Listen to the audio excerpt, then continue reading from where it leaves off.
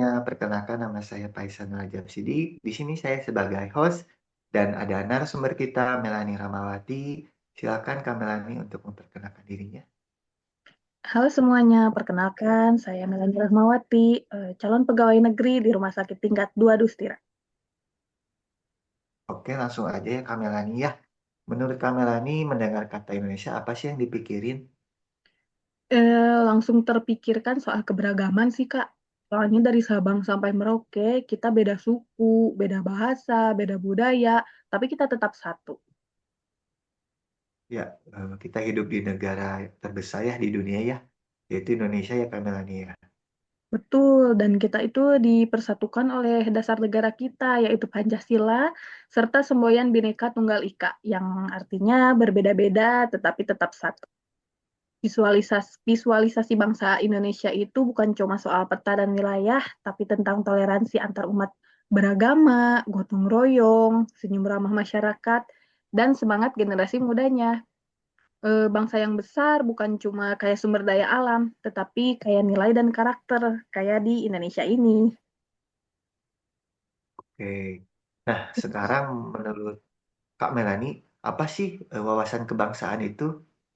Wawasan kebangsaan itu cara pandang kita sebagai bangsa Indonesia terhadap diri sendiri dan juga lingkungan berdasarkan Pancasila dan Undang-Undang Dasar 1945. Artinya, kita melihat perbedaan sebagai kekuatan, bukan sebagai ancaman. Nilai-nilai wawasan kebangsaan itu sendiri, contohnya ada persatuan dan kesatuan, cinta tanah air, kesadaran berbangsa dan bernegara, juga rela berkorban untuk bangsa. Apalagi di era digital sekarang nih Kak, wawasan kebangsaan itu penting banget karena kita gampang terpapar hoax, provokasi, dan isu yang bisa memecah belah.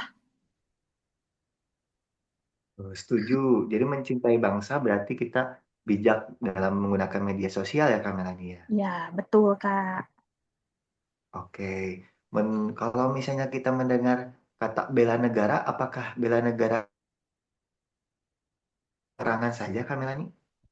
Oh, enggak sih Kak, bela negara itu sebenarnya luas banget, bukan cuma soal militer, bukan cuma soal perang.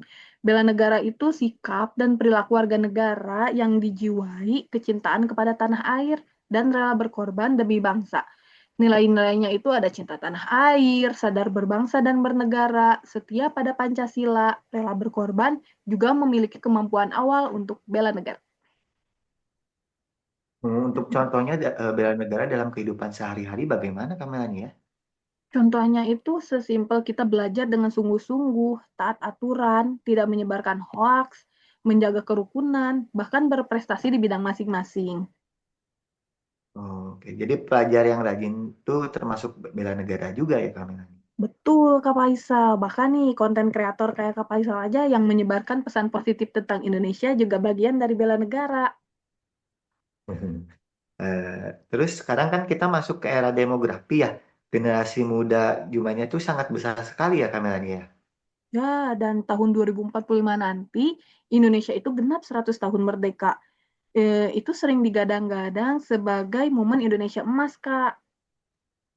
Berarti artinya masa depan bangsa dan negara itu ada di tangan kita ya. Betul, makanya kita harus berkarakter kuat, berintegritas, cinta tanah air, dan bangga menjadi orang Indonesia. Karena bangsa yang maju dimulai dari generasi yang bermental kuat dan berwawasan kebangsaan.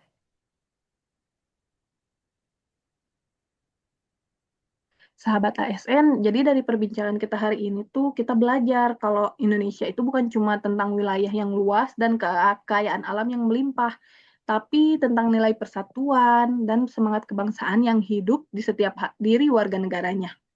Dari wawasan kebangsaan hingga nilai-nilai bela negara, semuanya bermuara pada satu hal, yaitu cinta tanah air yang diwujudkan dalam tindakan nyata.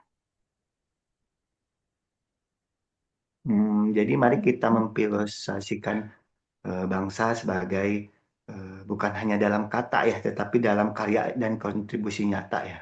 Betul, karena mencintai Indonesia bukan sekedar slogan. Oke, terima kasih Kak Melani. Sekian dari podcast kita kali ini.